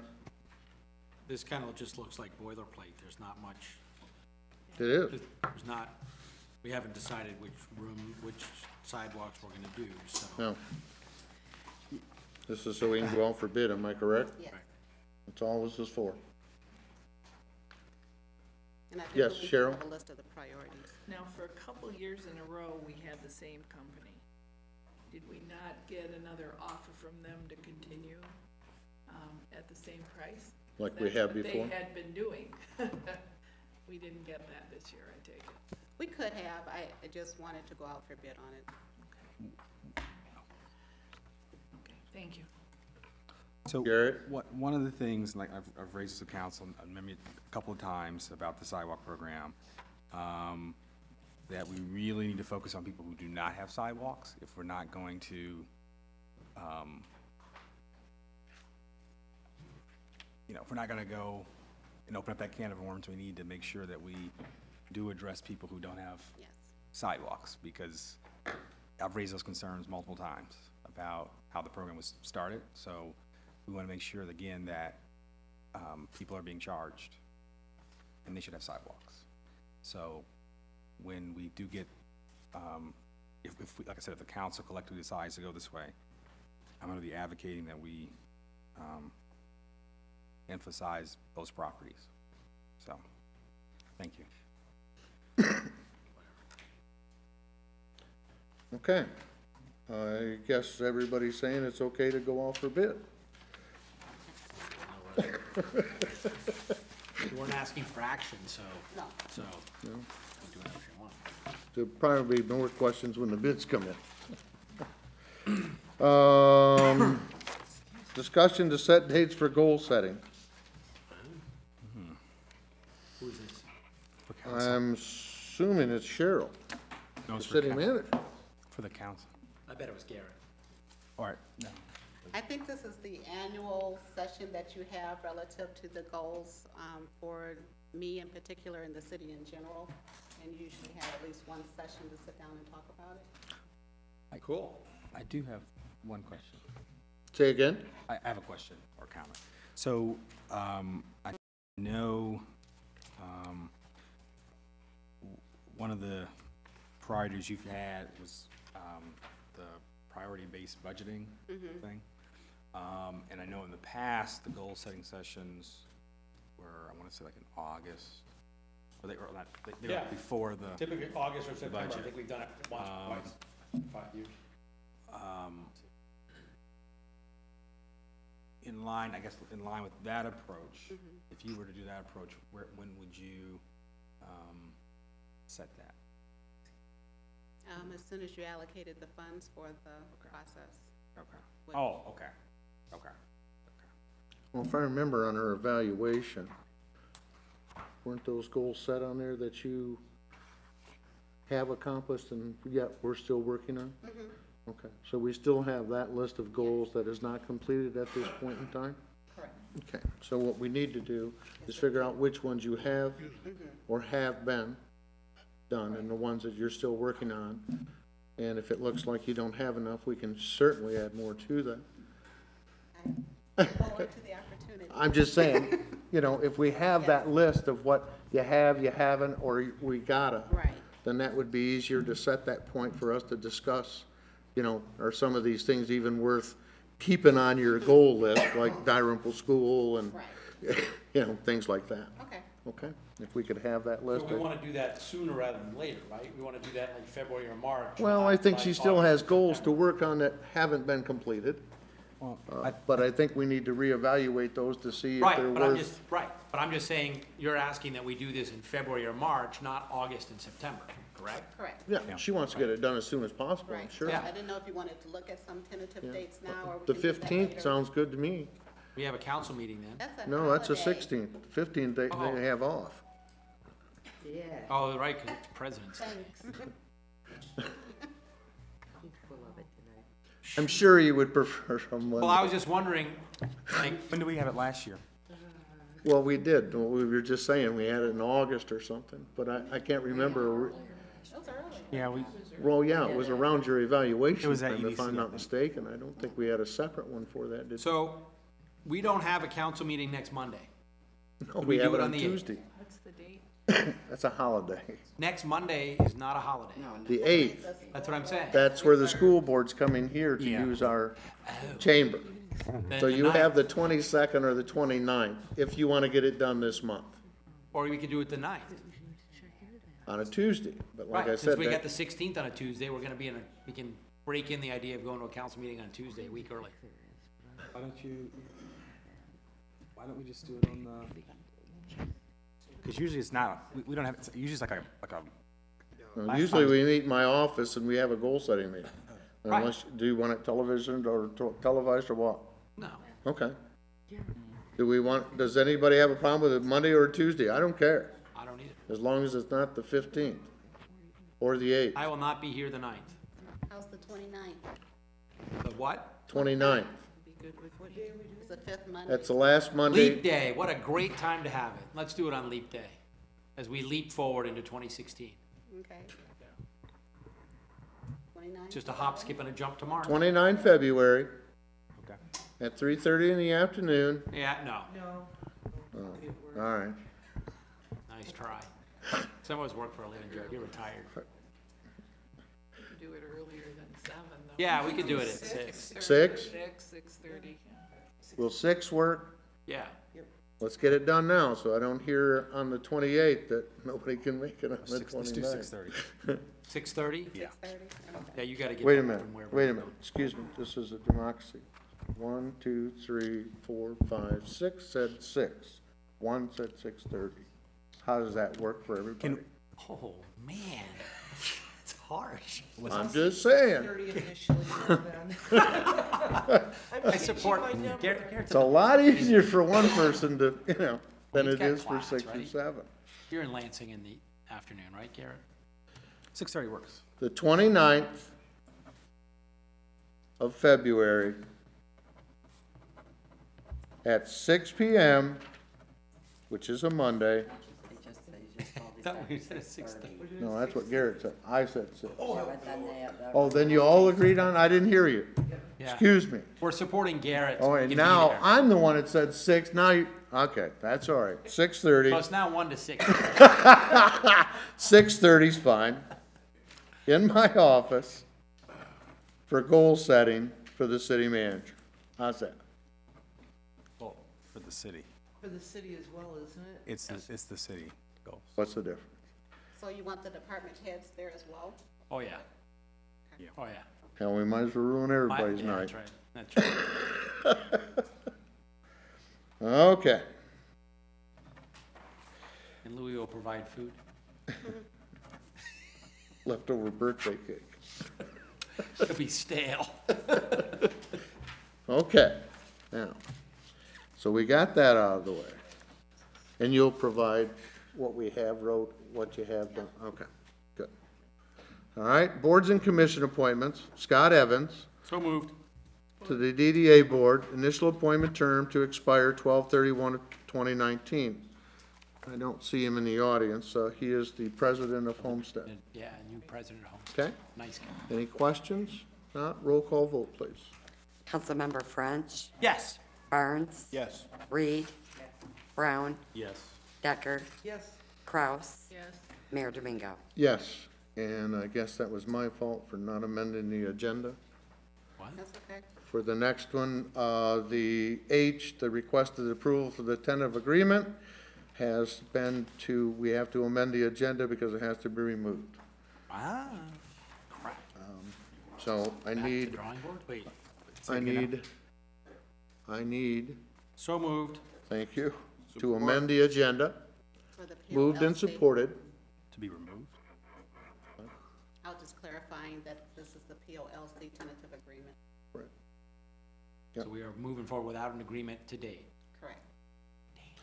So we have a motion to do that, so we need a roll call on that. Councilmember Barnes, Yes. Reed, Yes. Brown, Yes. Decker, Yes. Kraus, Yes. French, Yes. and Mayor Domingo. Yes. Now I need to remove it from the agenda. I need a motion. So moved. And Support. Moved and support. And the reason it's being removed? There was still an outstanding question relative to one of the items on the tentative agreement, so. To go back into executive. I No. don't believe so, but that's why we're removing it, because I Right. can't table it, because I don't know when this is Yeah. gonna get corrected, so. Right, okay. Okay, if there's no further questions, I need a roll call on that as well to remove from the agenda. Councilmember Reed, Yes. Brown, Yes. Decker, Yes. Kraus, Yes. French, Yes. Barnes, Yes. and Mayor Domingo. Yes, thank you. Discussion of the 26th Street projects. I don't know, do you have that information? And I asked Tom Mead, the finance director, to be here also, and this was at the request of Councilmember Kraus. And you asked, I guess, to have a discussion relative to the street improvement project for this year. And before you get started, I just want to mention that in the budget that was adopted, we were projecting $212,000 in revenues. How much? and 212. Thank you. And actually, no monies were budgeted for expenditures for this year, anticipating that we need to find out what the cost share is going to be for the M99 Superior Street. And Tom, if you want to go into more details. Thank you.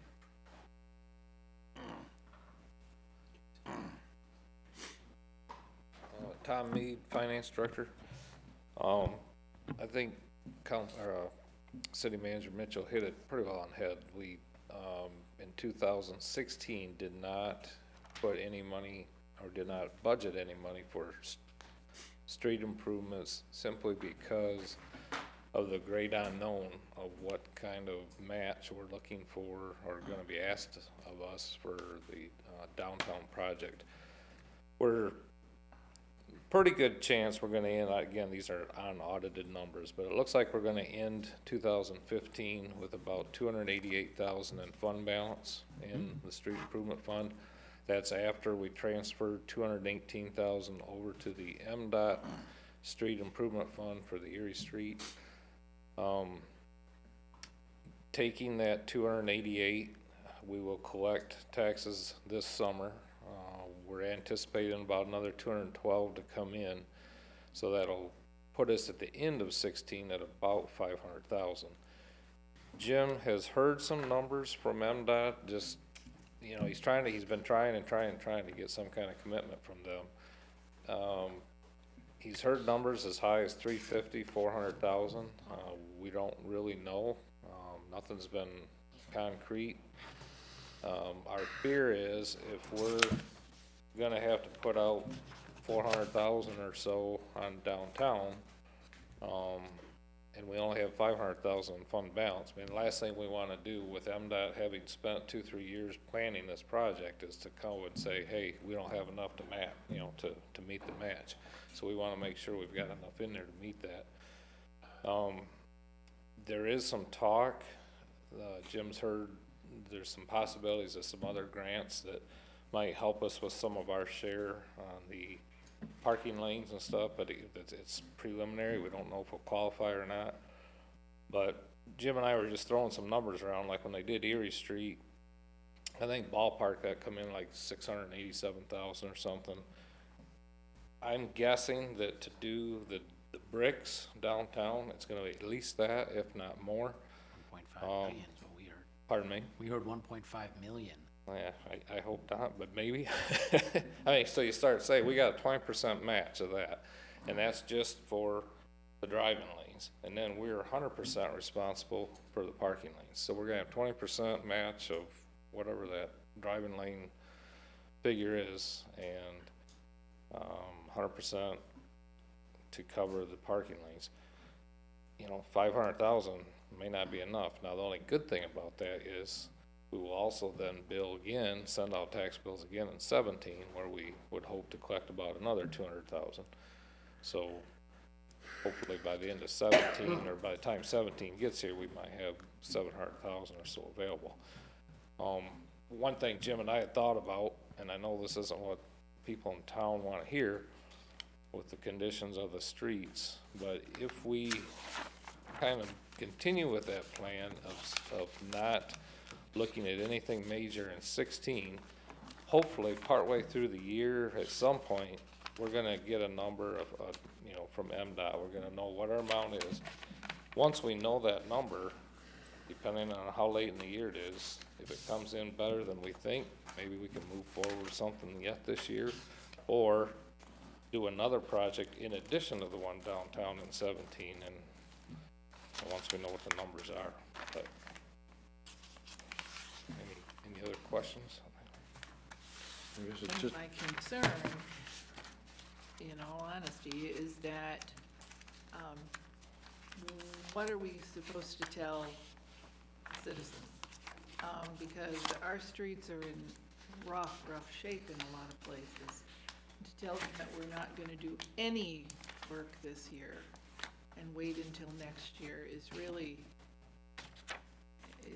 puts us in a very precarious situation. So I guess I wanted to hear this from you before I started answering questions, because it looks like my answer to the questions at this point in time is going to be, we aren't doing any street work. Well, I might slightly disagree with you there. Sorry. If the state comes and gives us a number in August, we won't be able to do anything big, but we're going to be able to do something. So I'm still optimistic that there'll be something that we'll be able to do. They've had 3 years to get us some information. I know. And They 38 hold million us just up went to and then, food, so. you know, then all of that, I guess, it's not very fair or right either, but you're absolutely right, the project's gonna go through. Unfortunately, we have no choice. Well, and I think it's good. I mean, that project redoing downtown is. Well, yeah, huge, it's a good project, don't get me wrong. It's not a good project for us to have to take all of our money that year and put it into Main Street. But that was what was scheduled, and that's what we have to deal with. And we'll deal with it one way or the other. We just hope we have enough funds to, where we don't have to come back with egg on our face and say, oops. Right. So, thank you, Tom. Thanks, Tom. I would like to get that, I don't know how we'll get that kind of information out to our citizens, but I still have people asking me when we're gonna do North Street, when we're gonna do some of the other ones that are really. Well, let's hope we have enough money to at least pass. That's not the answer to the problem, because I know Fifth Street is a disaster. Yes, it is. But there's many, many more disasters that we have. And Irwin Avenue. unfortunately, when it comes to the state highway, Buy lottery tickets. I hate that as well. But I guess we've all known it was coming too, so, But we'll work out something, I'm sure. So, city managers, does that say short report? Oh, maybe just mine. Wishful thinking. Only 20 items. Okay, Mayor and Council, as you know, there's been a lot of inquiries relative to lead and water in light of the Flint situation. And I shared with you the press release that we issued that indicated that our readings from DEQ are fine.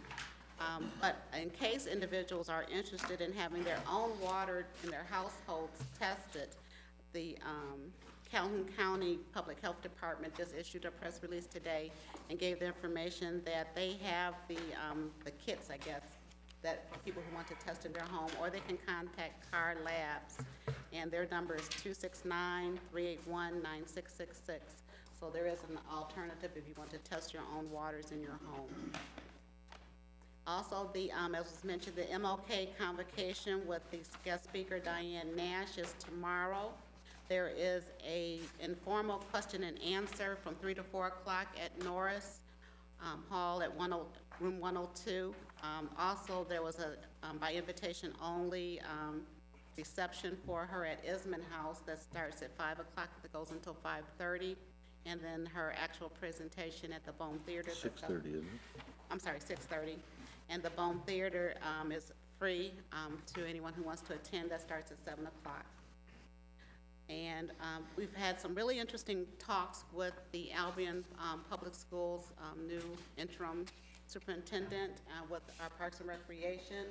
We're having discussions relative to our Parks and Recreation actually offering the physical education, I guess you'll call it component, special at the school. We're looking at a Friday session for all the K through 5.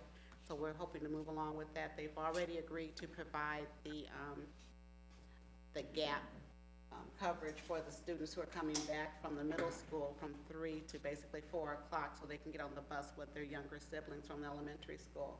So we're providing recreation for them for that period of time as well.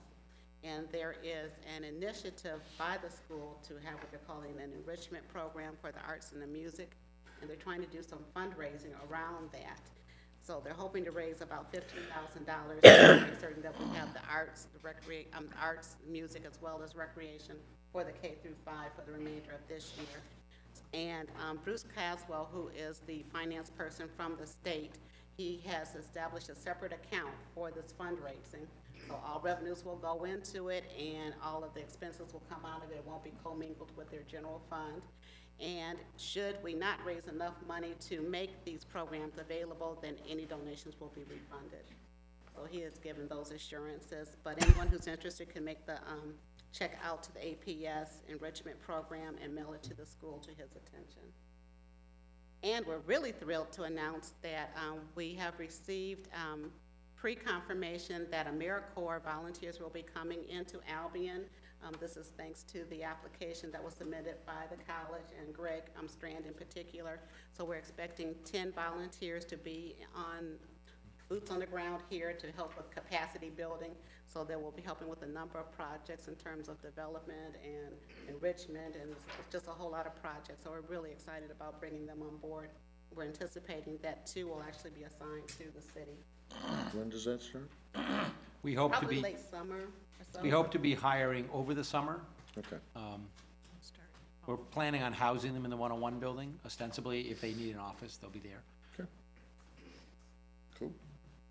And I want to remind everyone that there is the presidential primary on March 8th, and the absentee ballots are now available through our wonderful clerk, Jill Domingo. And the last day to register to vote is February 8th. Next Monday. Cool. Thank you, Cheryl. Future agenda items? Yes, Garen? Just, update on the single hauler bid thing, regarding the bids and that process. And then I just want to say thank you also for the consolidated dispatch, kind of, I asked about that last Okay. time. Yes, Maurice? I would like to request an agenda item, an endeavor to have the city of Albion be involved in volunteering water to Flint. I talked with the city manager, and she can go over the particulars when she puts it together. But in lieu of that coming together, I'd like to say if anyone wanted to donate water, you can drop it off at Bethel Baptist Church at Washington and Dalrymple. You can leave the water right on the carpeted steps, and we'll pick it up. If you need to call me, come to the home and get it. My home phone number is 517-629-5016. Thank you. Okay. Cheryl, or Becky? I was wondering if we could approach having the other employees, city employees, having an opportunity to purchase equipment that's outdated, that we had brought up earlier. We could put a resolution together possibly on that. Okay. Policy. Might have to bring that up on the 29th. You wanna wait until the 29th? No, we can have some information by next council meeting, I'm sure. Some wording of some sort by the 16th? Well, I think my recommendation to the council, well, it's gonna have to be an ordinance, and I guess my recommendation to the council is to put it as a discussion item so you can decide Right. what you That's want. why I said, Okay. discuss it on the Craft it based 16th upon your input. of what we want to do by bringing what is already there. We don't have anything already there.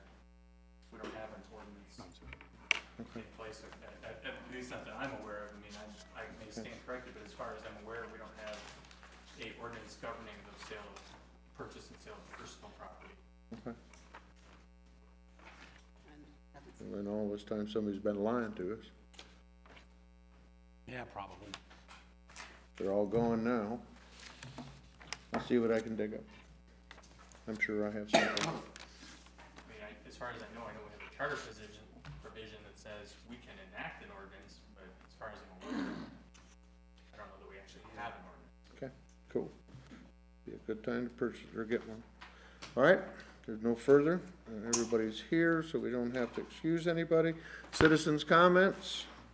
Persons addressing the city council shall limit their comments to no more than 5 minutes. Proper decorum is required. Good evening. Mike Behrman, 11016 29 Mile Road, Albion. Just wanted to say I was really happy to see a lot of the things that are going on tonight. That Peggy sent here talking about all of the different jobs and that. Right now we know that the unemployment rate is down below 5%, and we're working on getting it lower with Michigan Works. There's PACE program. The last time they reported to us, they were all 17 people that were working with that were employed, and we're glad to see all of that. And where this is coming from is I'm on the board for the workforce development, and was able to take a couple of the people to the Marshall High School when we sat down the other day with the STEP program. And when Peggy was talking about the training of the employees coming up, the STEP program is also working very hard on trying to train a lot of the kids graduating from the high school over Marshall. So we're starting to get involved very, very much in that way. But I'm also on a committee right now that we're talking about, a focus committee that's talking about what the students across the state of Michigan and that need. And I've been talking to this committee. The committee's based out of Chicago, and a lot of things are coming good out of that, and hopefully we'll be able to get more information back to you on that. Along with the county, also with Senior Forks, we did sign a contract with Senior Forks and was able to make sure that we did a few adjustments on it, but we did sign a new contract with the Senior Forks, so they are there now for the next year with that contract. And with the new director, that temporary director that you just hired they just hired, she's with the Area Agency on Aging. And it's really unique that I'm on Area Agency on Aging's board and on the senior millage board, and I'm able to take and see things that are working for this area from both boards. And so we're not duplicating services, but we're getting all the services we can get on the east side of the county. So a lot of the things that you guys had tonight, I'm glad to see that the county is being able to work with you guys as much as they are. Thank you. Yep. Any other citizens' comments? Mayor and Council, if I could have a point of personal privilege. I just want to acknowledge in the audience we have Louis Terrio, my friend and partner, and today's his birthday. Happy birthday, Louis. Oh, would you like to stand, Louis? I mean, she called you out, buddy. There you go. All right. Make sure that's on camera. There you go. Jay? Jay Loomis, 408 West Ash Street. On goal setting on February 29th, is that open to the public? Sure. Thank you very much. As far as I know. It's a public body. Not a closed meeting. All right. Okay, if there is no further, I'll ask for an adjournment. So moved. Moved and supported. All in favor, say aye. Aye. All opposed, say no. There we go. We're out of here. To you. Oh, I'm sorry.